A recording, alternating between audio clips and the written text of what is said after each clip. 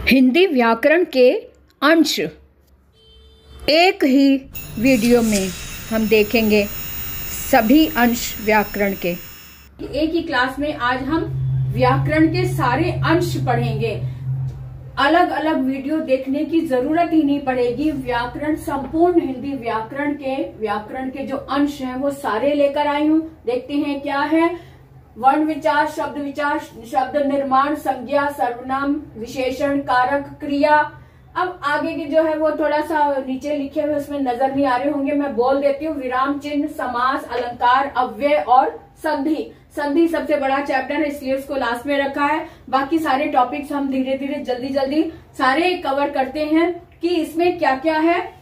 वर्णमाला में वर्ण विचार में वर्णमाला की बात आती है। वर्णमाला के अंतर्गत स्वर और व्यंजन आते हैं।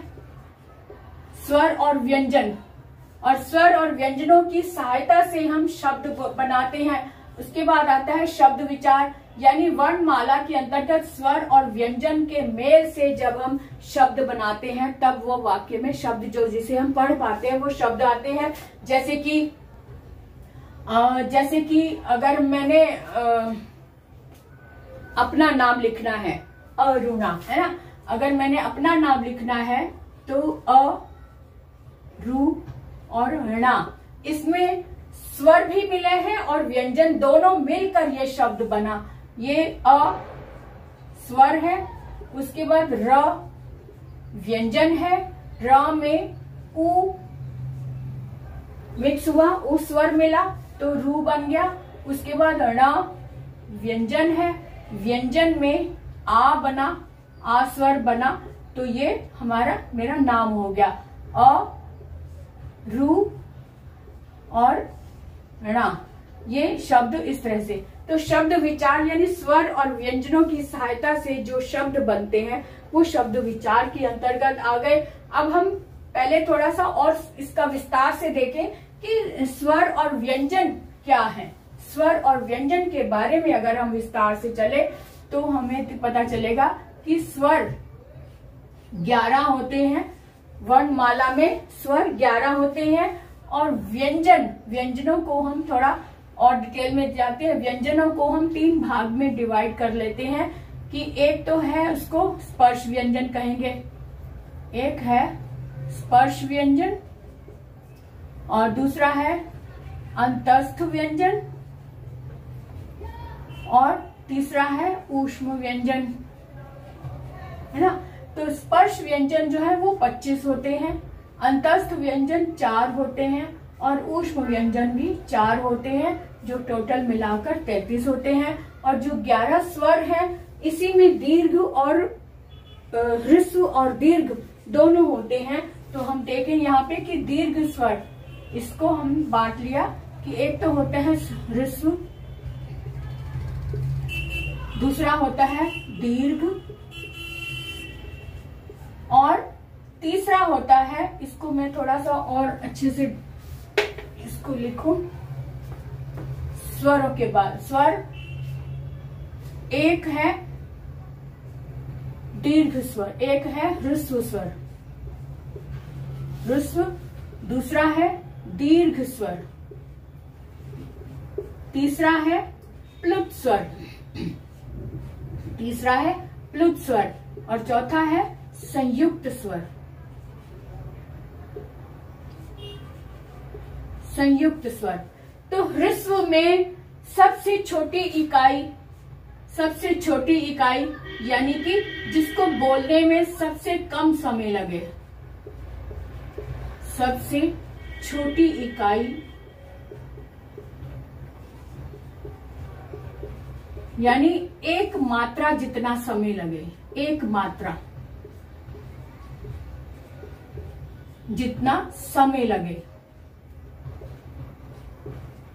एक मात्रा जितना समय जब लगता है तो वो ह्रस्व होता है। दीर्घ में 2 गुना समय लगता है, दीर्घ स्वर को बोलने में 2 गुना समय लगता है और प्लुत स्वर को बोलने में 3 गुना या इससे अधिक, 3 गुना समय लगता है।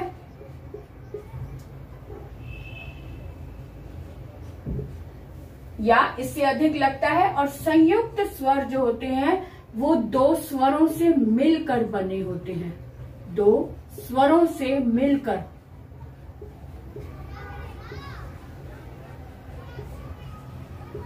दो स्वरों से मिलकर जो स्वर बनते हैं उन्हें हम संयुक्त स्वर बोलते हैं।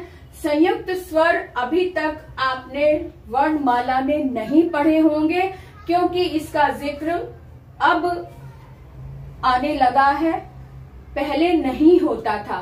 तो इसलिए इस पर ध्यान दें, गौर से देखें कि संयुक्त स्वर मैंने क्यों कहे हैं।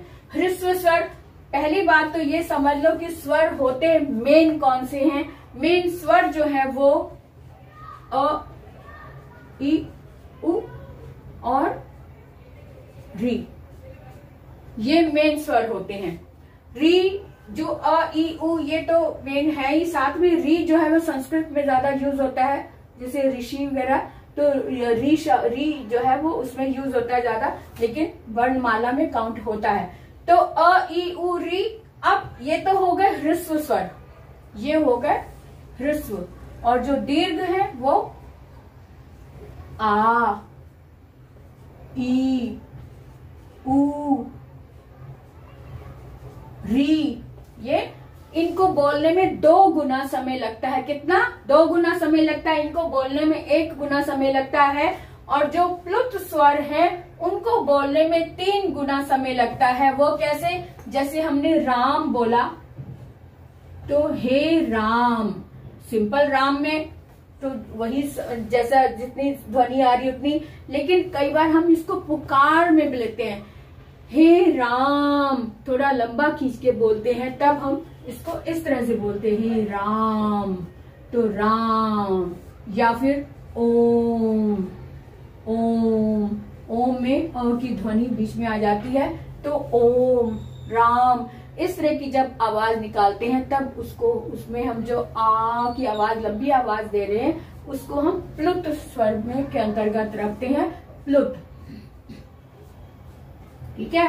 अब बात करते हैं संयुक्त स्वर क्या है। संयुक्त स्वर ए, आई, ओ, औ, ये 4 जो वर्ण हैं इनको हम संयुक्त स्वर के अंतर्गत रखते हैं। क्यों? क्योंकि ये अपने आप में कंप्लीट नहीं है ना, अ और उ मिलकर ओ बना, इसलिए इनको हम संयुक्त स्वर के अंतर्गत रखते हैं। ये अपने आप में नहीं है, अपने आप में कंप्लीटली इनको 2 स्वरों की सहायता से बनाया गया है, निर्मित किया गया है, ए और ओ। और आपने देखा होगा कि जब छंदों में इनका प्रयोग होता है, छंदों में गिनती होती है, 1 मात्रा, 2 मात्रा, तो जहां ए की मात्रा या औ की मात्रा आती है, इसको 2 मात्राओं में गिना जाता है, 1 मात्रा में नहीं गिना जाता, क्योंकि इसमें अ और ई 2 स्वर मिले हुए हैं, अ और उ 2 स्वर मिले हुए हैं, इसलिए इनको 2 मात्रा के रूप में गिना जाता है, 1 नहीं। यानी कि इसको लघु मात्रा में नहीं मानते, इसको गुरु मात्रा में गिना जाता है। अब बात करते हैं कि आगे, एक तो ये हो गया, अब स्वरों को भी हमने देख लिया और व्यंजनों को भी देख लिया। अब बात करें कि शब्द निर्माण कैसे होता है। इसको थोड़ी बहुत ही डिटेल से और भी जा सकते हैं, इनके आसपास इससे रिलेटेड मैंने वीडियोस भी बनाई हुई हैं, और भी उनके लिंक भी इसमें मैं दे दूंगी, आप खुद भी उसमें देख सकते हैं, सर्च कर सकते हैं मेरे चैनल पर आकर कि वर्णमाला से संबंधित, यानी स्वर कितने होते हैं, व्यंजन कितने हैं, बहुत ही विस्तार से मैंने वीडियोस ऑलरेडी बनाई हुई हैं, आप वो देख सकते हैं। अब मैं यहाँ पर बता रही हूँ कि शब्द निर्माण का क्या मतलब है, शब्द निर्माण क्या होता है, इसके बारे में हम थोड़ा विस्तार से जान लें। शब्द निर्माण, शब्द निर्माण यानी कि ये स्वर और व्यंजन से मिलकर शब्द बना लिए हमने, है ना, जैसे क से कबूतर बना लिया, गाना बना लिया, भोजन बना लिया, ये स्वर और व्यंजनों के मेल से हमने शब्द बना लिए। अब शब्द जो बन चुके हैं उसमें हम क्या प्लस करें, क्या ऐड करें कि वो शब्द जो है दोबारा से एक नया निर्माण होकर हमारे सामने आए। तो शब्द निर्माण में उपसर्ग और प्रत्यय लगाए जाते हैं, यानी कि जो पहले लगता है, किसी भी शब्द से पहले लगता है वो होता है उपसर्ग, और जो बाद में लगता है वो होता है प्रत्यय, है ना। अब जैसे कि जो बीच में लगता है उसको हम मूल शब्द बोलते हैं। क्या बोलते हैं? मूल शब्द। मूल शब्द यानी कि जो शब्द पहले से बना हुआ है, अपने आप में पूर्ण है, अपने आप में अपना अलग अर्थ रखता है, वो मूल शब्द है। और मूल शब्द से पहले जब हम कुछ जोड़ते हैं तो उसको हम उपसर्ग बोलते हैं, उसको हम उपसर्ग बोलते हैं। और जो लास्ट में जो लगता है उसे हम प्रत्यय बोलते हैं। ठीक है, उसे हम प्रत्यय बोलते हैं। तो इस तरह से उपसर्ग, मूल शब्द और प्रत्यय, इन तीनों के मेल से एक नया शब्द बनता है। जैसे कि आ उपसर्ग लगाया और मूल शब्द हमने ले लिया जीवन, जीवन, है ना। और अभी इसमें प्रत्यय नहीं भी लग रहा, लेकिन आजीवन उपसर्ग लगाकर हमने नया शब्द बना दिया आजीवन, है ना। आजीवन, जीवन भर, या जीवन से लेकर या जीवन भर, इसका एक नया शब्द बन गया। जीवन लाइफ हो गई, लेकिन आ जोड़कर हमने एक नया शब्द बनाया और इस शब्द का एक नया अर्थ भी बन गया। तो इसलिए जब शब्द निर्माण होता है तब उसमें, उसके शब्द में तो परिवर्तन होता ही, उसके अर्थ में भी थोड़ा परिवर्तन हो जाता है। अब जैसे प्रत्यय अगर लगा के देखें तो आजीवन ये बना है, और अगर हम एक और नया शब्द लें स फल, फल ये मूल शब्द हो गया, और ता इसमें प्रत्यय जोड़ दें, ता प्रत्यय जोड़ दें तो शब्द बन गया हमारे सामने स फल ता। तो फल है, फल में स जोड़ा तो सफल, और ता जोड़ दिया तो ये विशेषण बन गया, सफलता हो गया। इस तरह से हम शब्दों में उपसर्ग और प्रत्यय लगाकर नया शब्द का निर्माण कर देते हैं, और नए शब्द का जो निर्माण होता है उन शब्दों के अर्थ भी परिवर्तित हो जाते हैं। कभी तो वो अपने ही शब्द के विलोम हो जाते हैं, तो कभी वो समानार्थक शब्द भी बन जाते हैं, या विशेषण बन जाते हैं, या भाव बन जाते हैं। उनका रूप बदल जाता है तो उनका अर्थ भी बदल जाता है। इस तरह से शब्द निर्माण होता है उपसर्ग और मूल प्रत्ययों की सहायता से। ठीक है, अब बात करें आगे संज्ञा। अब आगे आ रहा है संज्ञा। संज्ञा जो है उसकी परिभाषा हम बचपन से छोटी क्लासेस से सीखते आते हैं, बड़े होने तक थोड़ा थोड़ा उसका स्टैंडर्ड बढ़ जाता है, लेकिन परिभाषा वही होती है। हम रटते हुए आते हैं, किसी व्यक्ति, वस्तु या स्थान के नाम को संज्ञा कहते हैं, है ना। लेकिन वास्तव में अगर हम पूछे कि संज्ञा है क्या, सिंपल वे में परिभाषा को छोड़कर अगर हम आपसे पूछे कि संज्ञा किसे कहते हैं, तो सब रटे हुए शब्दों को बोलने में लग जाते हैं। संज्ञा एक नाम है, कोई भी नाम, किसी भी वस्तु का नाम। अगर आपसे कोई पूछे कि संज्ञा क्या है, किसे कहते हैं, संज्ञा एक नाम है, किसी भी वस्तु का नाम हो सकता है। आपका नाम, मेरा नाम, किसी वस्तु जो हमें दिखाई दे रही है, कुर्सी भी एक संज्ञा है, आकाश भी संज्ञा है, पंखा भी संज्ञा, हर चीज एक संज्ञा है। जिस वस्तु को, जिस भी चीज को हमने एक नाम दे दिया, वो नाम ही संज्ञा है। बस ये इसका राज है, ये इसका जो अर्थ है। अब आगे देखें कि संज्ञा होती कितने प्रकार की है, क्योंकि नाम तो कई होते हैं। मेरा नाम, मैं मनुष्य हूँ, मेरा नाम भी, किसी जानवर का नाम भी, किसी पक्षियों को भी हम संज्ञा में गिनते हैं, वस्तुओं को भी हम संज्ञा में गिनते हैं। तो ये अलग अलग कैटेगरी में हमने उनको बांट दिया कि इस कैटेगरी के लोगों को हम ये नाम इस संज्ञा से बुलाएंगे, इसको इस नाम से बुलाएंगे। तो वो जो कैटेगरीज हमने दे दी हैं, हमने अलग अलग नाम दे दिए, उस पर उसको हम कहते हैं संज्ञा के भेद हैं। तो संज्ञा के भेद कितने होते हैं वो हम देख लेते हैं अभी। इसके संज्ञा के भेद भी 5 होते हैं। एक है व्यक्तिवाचक संज्ञा,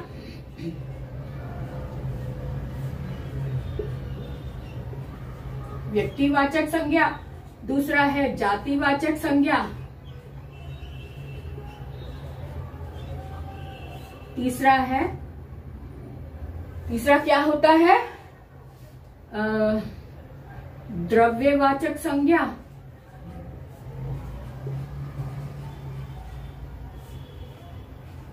चौथा है समूहवाचक, और पांचवा है भाववाचक, है ना। तो इस तरह से हमने संज्ञा को भी देख लिया। व्यक्तिवाचक में जो व्यक्ति विशेष का नाम यानी कि किसी एक व्यक्ति जो सबके नाम नहीं है, जैसे मेरा नाम अरुणा, ये व्यक्ति विशेष। अगर आपने कोई पेट पाला है, उसको कोई नाम दिया हुआ है, तो वो भी व्यक्ति विशेष में आएगा, है ना। आपके स्कूल का जो नाम है वो भी व्यक्ति विशेष में, आपके स्कूल का जैसे ज्ञान भारती है या जो भी नाम है, उस स्कूल का जो पर्टिकुलर नाम है वो भी व्यक्ति विशेष में आएगा।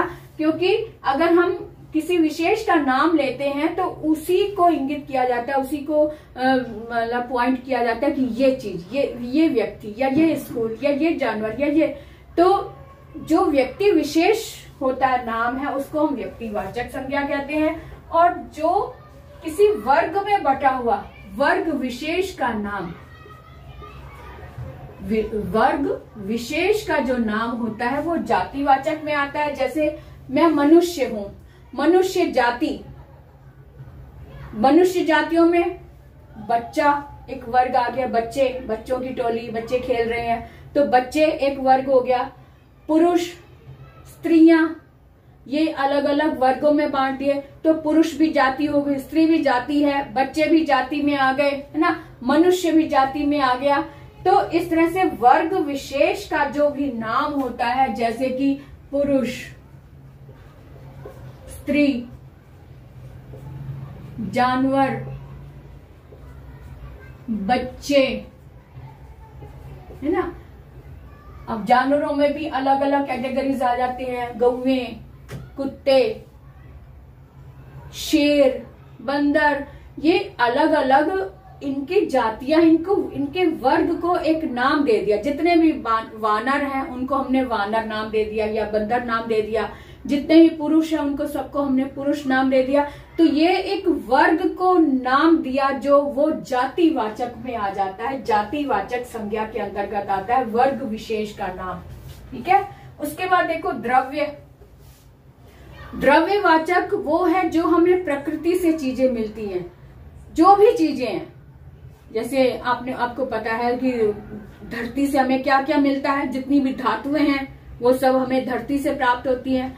लकड़ी है, वो भी, फूल, पत्तियां, अनाज, हर कुछ, सब कुछ हमें धरती से मिलता है। तो धरती से जो हमें प्राप्त होता है वो सब द्रव्यवाचक होता है। और द्रव्यवाचक जो चीजें होती हैं वो एक रूप में नहीं रहती, उसको किसी ना किसी दूसरे रूप में ढाला जाता है।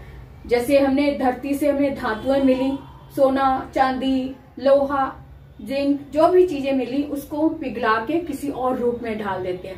लकड़ी मिली, लकड़ी को काट छांट कर कुछ अपने तरीके से कुर्सियां बना ली, फर्नीचर बना लिया, अपनी सुविधा अनुसार जो भी चीजें बनानी है वो रूप ढल गया, है ना। अनाज मिला, अनाज को हमने काट छांट कर, पीस कर आटा बना दिया, घर में ले आए, उसको गूंद कर हमने रोटी बना ली। तो कितने रूप बदल गए।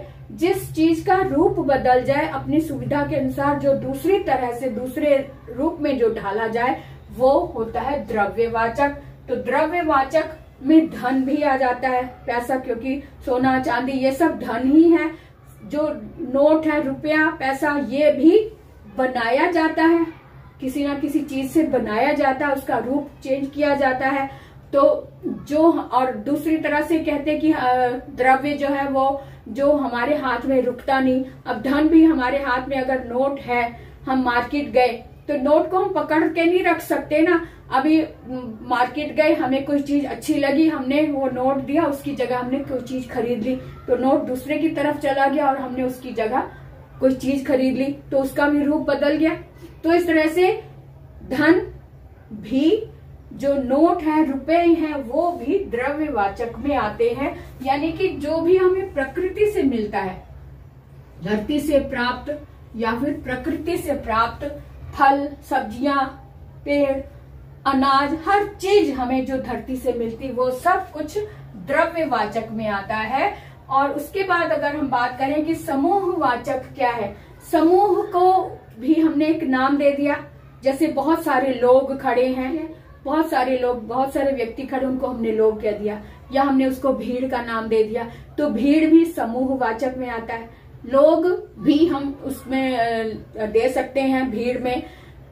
और सेना भी समूहवाचक में आ गई।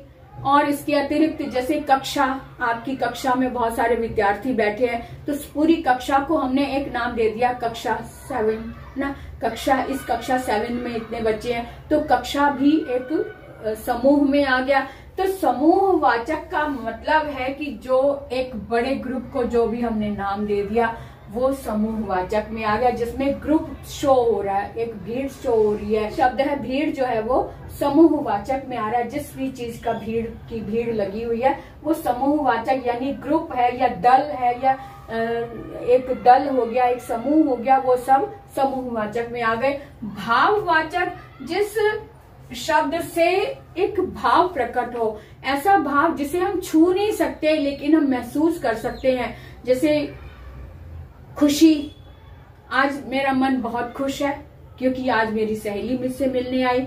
तो खुशी जो है वो मन के भाव को प्रकट कर रही है। तो खुशी शब्द है लेकिन वो भाव को प्रकट कर रहा है, इसलिए खुशी शब्द भाववाचक संज्ञा के अंतर्गत आएगा। दुख प्रकट हो रहा है, आज मार्केट में देखकर कुछ लोगों की लड़ाई हो रही थी, तो उसे देखकर मन बड़ा विचलित हुआ। तो विचलित हुआ, ये भी एक भाव प्रकट हो रहा है। दुख हुआ, ये भी एक भाव प्रकट हो रहा है। तो जहां जिसको हम छू नहीं सकते, जिसे हम महसूस कर सकते हैं, उसे हम भाववाचक में करते हैं। यहाँ पे समूहवाचक में दल या फिर ग्रुप होता है, और भाववाचक में फीलिंग, यानी कि हम जो महसूस कर रहे हैं, महसूस करने को जो हमने नाम दे दिया वो, या फिर फीलिंग, ये भाववाचक के अंतर्गत आ जाता है ना। तो इस तरह से हमने संज्ञा के पांचों भेद जान लिए। अब इसके जब हम अलग अलग वाक्य लेंगे, उदाहरण लेंगे, तब इसको और भी अच्छे से समझ सकते हैं। इसके ऊपर भी मैंने ऑलरेडी वीडियोस बनाए हुए हैं, आप इसका लिंक भी मैं उसमें दे दूंगी, आप इसका वीडियो भी देख सकते हैं। संज्ञा से सर्वनाम, सारी चीजों का वीडियो मैंने बनाया हुआ है। तो वो अलग अलग वीडियोस हैं, ये मैंने एक में ही सारे टॉपिक्स लेकर डाले हैं ताकि एक ही वीडियो में सारा कुछ आपको मिल जाए एक बार। अब आते हैं सर्वनाम पर। सर्वनाम का मतलब है कि जो किसी नाम से हटकर, किसी नाम के स्थान पर, यानी किसी संज्ञा के स्थान पर जब कोई और शब्द जोड़ा जाता है। जैसे मेरा नाम अरुणा है, तो मेरे नाम को मैं बार बार तो नहीं बोलूंगी, मैं एक बार कहूंगी अरुणा कालिया की क्लास में आपका स्वागत है। उसके बाद मैं अपने लिए मैं शब्द बोल रही हूँ, तो मैं, अरुणा के स्थान पर मैंने मैं शब्द का प्रयोग किया। तो मैं शब्द जो है वो संज्ञा के स्थान पर प्रयोग किए जाने वाला शब्द है, इसलिए मैं सर्वनाम होगा, मैं सर्वनाम होगा। तो सर्वनाम क्या है? जो संज्ञा के स्थान पर बोले जाने वाले शब्द, संज्ञा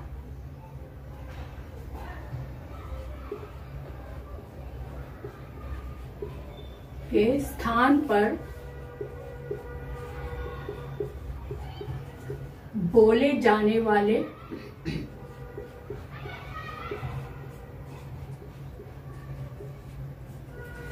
शब्द सर्वनाम कहलाते हैं।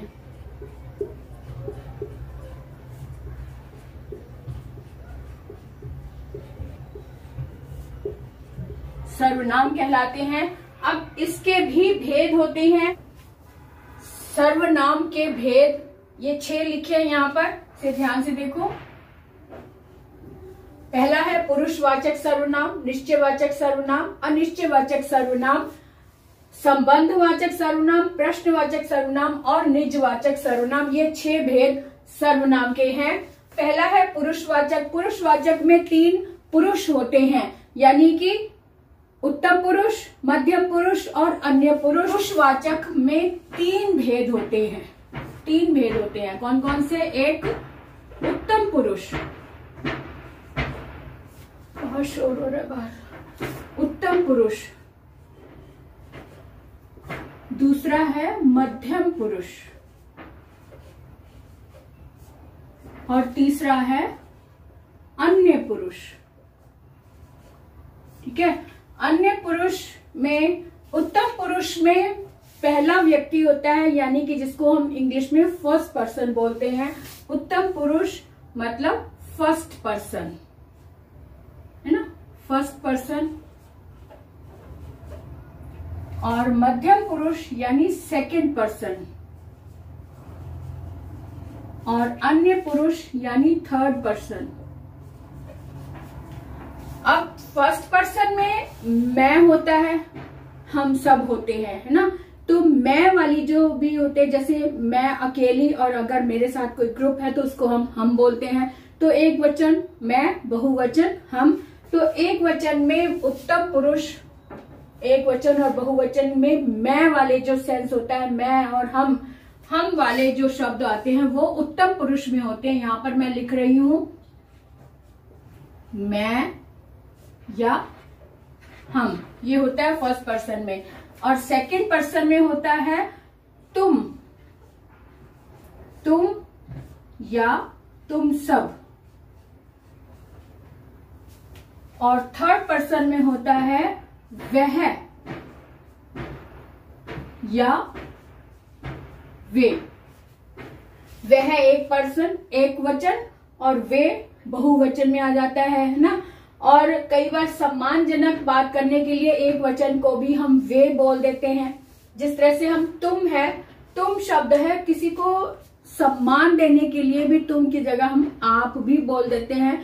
तो आप लोग अगर बहुवचन है तो आप लोग, अगर अकेला है तो आप, तुम, वह, तुम सब, ये सारे शब्द सेकंड पर्सन में। थर्ड में जैसे हम इंग्लिश में ही, शी, इट, दे बोलते हैं, वो इंग्लिश में वह या वे। और फर्स्ट पर्सन में मैं या हम, ये आ जाता है। अब हम आगे बढ़ते हैं कि जो दूसरा है इसका भेद, उसके बारे में भी जान लेते हैं। दूसरा भेद है इसका निश्चयवाचक। ये भी निकाल दूं तो आराम जगह मिल जाएगी।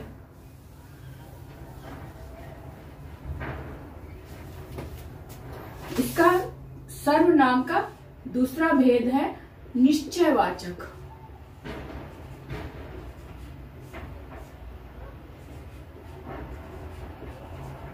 निश्चयवाचक जैसा कि नाम से पता चल रहा है, यानी डेफिनिट, जिसके बारे में डेफिनिट पता हो, डेफिनिट वे में पता हो, वो डेफिनिट प्रोनाउन ना। डेफिनिट प्रोनाउन में यानी कि जहां निश्चित रूप से पता हो कि यह मेरी पुस्तक है, यह मेरी पुस्तक है। तो यह शब्द जो है निश्चित होने का प्रमाण दे रही है, यह मेरी पुस्तक है। या वे आगरा गए, वे आगरा गए, यहां पे भी वे जो है वो डेफिनिट होने का प्रमाण दे रहे हैं, यानी निश्चित होने की ये बात कर रहे हैं। वे जो है ये निश्चयवाचक सर्वनाम हो गया, क्योंकि यहाँ पे निश्चित रूप से बताया जा रहा है कि वे आगरा गए ना। और अब देखते हैं कि अनिश्चयवाचक में क्या है। तीसरा भेद है अनिश्चयवाचक।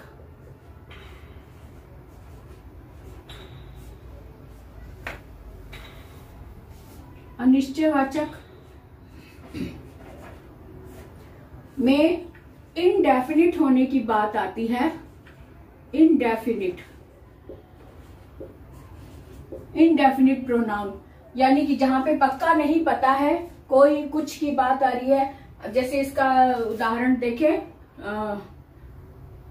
कोई दरवाजे पर है, कोई दरवाजे पर है।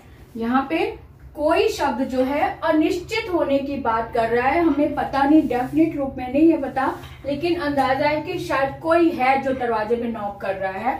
तो कोई शब्द जो है वो अनिश्चय होने का बोध करवा रहा है। अगर हम कहें दूध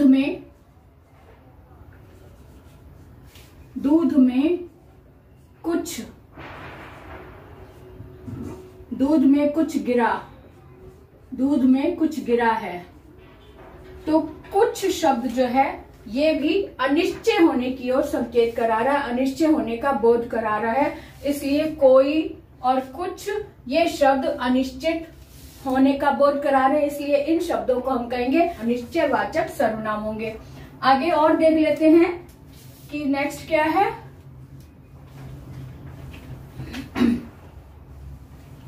नेक्स्ट ये 3 हो गए ना। 4th नंबर पर है संबंधवाचक सर्वनाम। संबंध का मतलब ही है कि रिलेट करने वाले शब्द। जहां एक वाक्य में दो रिलेट करने, एक दूसरे से रिलेट करने वाले, एक वाक्य जो है दूसरे वाक्य के साथ संबंध बता रहा है, रिलेट कर रहा है, यानी कि यहां पर ऐसे में जैसा इसकी पहचान है, जैसा वैसा, जब तब, इस तरह के रिलेट करने वाले शब्द होते हैं। यानी कि यहाँ पे 2 वाक्य होते हैं, जैसा वैसा, जब तब, जिसका उसका, इस तरह के शब्द होते हैं। जिसका उसका, यानी एक दूसरे से रिलेट करने वाले शब्द होते हैं। जैसे एग्जाम्पल देखें, जैसे ही तुम आए, जैसे ही तुम आए, वैसे ही बारिश होने लगी, वैसे ही बारिश होने लगी। ठीक है। अब जैसे और वैसे एक दूसरे से रिलेट कर रही हैं, यानी कि एक सेंटेंस ये जैसे शब्द जो है इस पर निर्भर कर रहा है। यानी कि या तो ये वाली लाइन बोले तब भी लगेगा अधूरा है, इसको खाली बोले तब भी लगेगा अधूरा है। यानी ये शब्द इस पर डिपेंडेंट है, यानी इसको रिलेट कर रहा है। दोनों शब्द होंगे तभी वाक्य पूरा होगा। इसी तरह से जब तुम आओगे, जब तुम आओगे तब मैं खाना खाऊंगा। ठीक है। इस तरह से जब और तब ये शब्द संबंधवाचक सर्वनाम के अंतर्गत आते हैं। इसी तरह से और देख लो, जैसा बोओगे, जैसा बोओगे वैसा काटोगे, वैसा काटोगे। तो यहां पर भी जैसा और वैसा ये दोनों शब्द एक दूसरे से रिलेट कर रहे हैं, एक दूसरे से संबंध शो कर रहे हैं। इसलिए यहाँ पर जैसा वैसा, जब तब, जैसे वैसे ये शब्द संबंध वाचक सर्वनाम की ओर संकेत कर रहे हैं, इसलिए इनको हम कहेंगे संबंधवाचक सर्वनाम। ठीक है ना। अब आगे नेक्स्ट भी देख लेते हैं। नेक्स्ट है प्रश्नवाचक सर्वनाम। तो प्रश्नवाचक सर्वनाम को भी देख ले। प्रश्न, जैसा कि वो शब्द से ही पता चल रहा है कि यहाँ पे प्रश्नवाचक, प्रश्न की ओर इशारा हो रहा है। जिस वाक्य में प्रश्न होने का बोध हो, प्रश्नवाचक सर्वनाम। तो प्रश्नवाचक सर्वनाम जिसमें प्रश्न होने का बोध हो, यानी कि ये तो बहुत ही सरल है, जिसमें जैसे कि वाक्य अगर हम कहें तुम कब जाओगे, या तुम कब स्कूल से आओगे, या क्या तुम्हारे पास क्या पुस्तक है, तो क्या, क्यों, कब, कहाँ, कैसे, ये वाले शब्द जहां आए, क्या, क्यों, कब, कहाँ, कैसे, किसको आदि शब्द जिन वाक्यों में आते हैं, आदि प्रश्नात्मक शब्द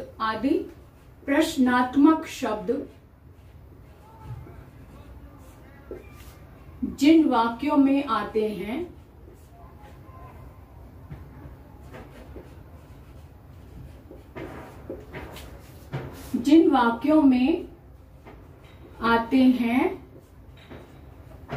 वहां प्रश्नवाचक सर्वनाम होता है ना।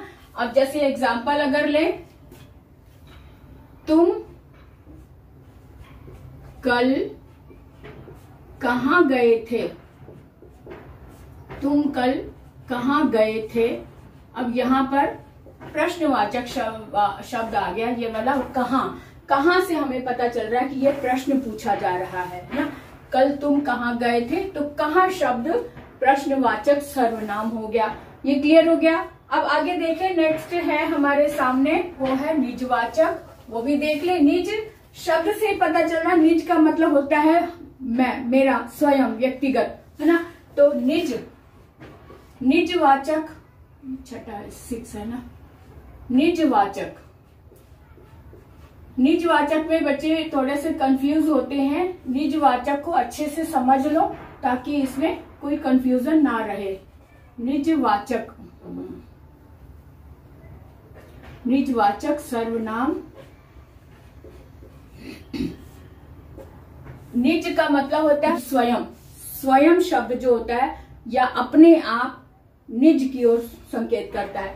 निज में स्वयं शब्द आता है या अपने आप शब्द आता है या खुद, मैं खुद, अपने आप यानी मैं खुद ये काम कर लूंगा। तो इस तरह के शब्द जिस वाक्य में आते हैं, ये शब्द जो है निजवाचक की ओर संकेत कर रहे होते हैं। अब वाक्य भी देख लिए, मैं स्वयं अपना कार्य कर लूंगा, अपना कार्य कर लूंगा, मैं स्वयं अपना कार्य कर लूंगा। ये वाक्य जो यहाँ पे जो स्वयं शब्द आया है ना, ये निजवाचक सर्वनाम, इसको हम कहेंगे निजवाचक सर्वनाम। अब जैसे एक और शब्द देख ले, तुम